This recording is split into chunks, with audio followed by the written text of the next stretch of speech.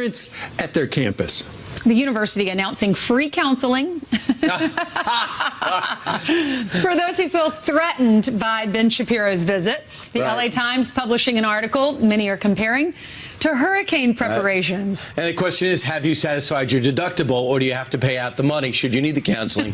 Ben Shapiro joins us now. He's the editor-in-chief of the Daily Wire, syndicated columnist and host of the Ben Shapiro Show. Ben, what is it about what you say that forces children to run for counseling? Well, I mean, first of all, look at me. I'm just pure physical intimidation. You're scary. That's why I'm doing this, very scary. It just shows. Obviously. It just shows, Ben, how much they need you there. I mean, these kids are going to counseling. It's like, grow up, get some thick skin. You need to be there speaking and teach them a thing or two. Well, I mean, as I've said before, if you feel like you need counseling for my speech, you probably need psychiatric help in some way. So I guess that's appropriate.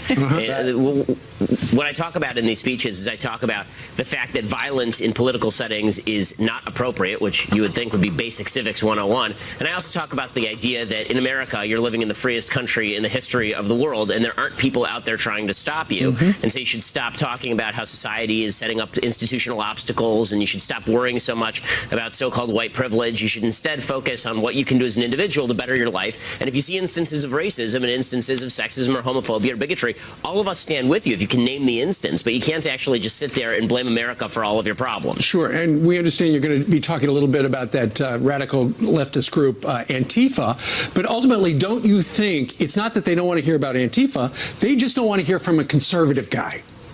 Yeah, that's exactly right. One of the things that's been really shocking, and I think it's one of the reasons why you're seeing even some folks on the left who are disconcerted by this, is that Antifa and the hard left are calling me a white supremacist, right? I mean, I'm an Orthodox Jew who was literally the #1 target of the so-called alt-right white supremacists in 2016, according to the Anti-Defamation League. They're saying that, you know, I was some sort of part of the Trump fascist regime. First of all, Trump is not a fascist, but beyond that, you know, the notion that I am a part of the Trump administration is absurd. I actually didn't vote for Trump or Hillary in the last election cycle, but it just shows you how far the left is off base when they decide that everybody who is to the right of Bernie Sanders must be a fascistic threat to the United States wearing Nazi uniforms. And of course, Jill Stein was happy to get your support, Ben, so that's what you're saying. Hey, Ben, God forbid. Why do you even want to speak to this group? If they feel this way about you, why go?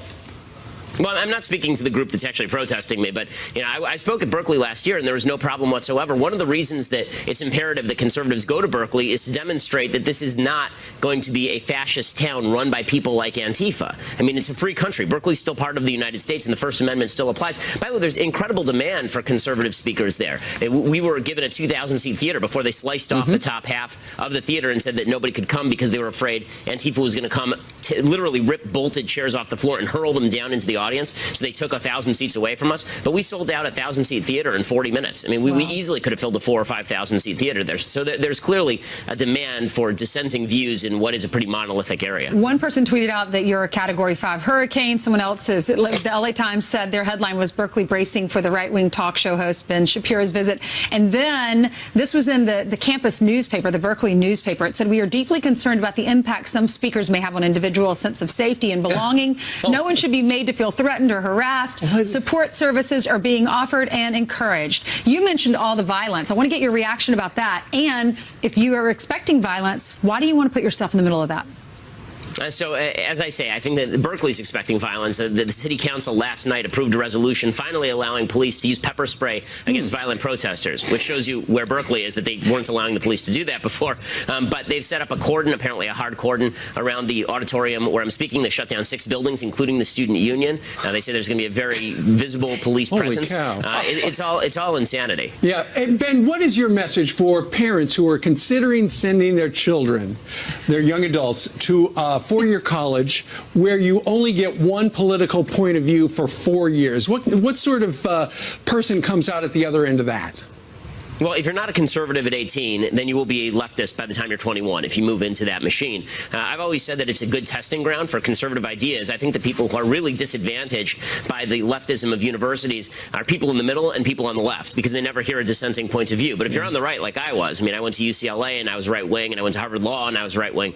I always thought that it was a neat thing, actually. I got to test out my ideas and test them against the best the left had to offer. The problem is that if you're on the left, you never hear anybody with a differing point of view, and so you come up with this this notion that's been imbibed wholesale by the Democratic Party that everybody on the right, because you've never heard a right-wing argument, everybody on the right must be a Nazi and Nazis are worth punching. Right.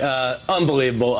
Ben Shapiro, the human hurricane, the tornado that is, the natural disaster that may be. Thanks so much for joining us. Hey, thanks a lot.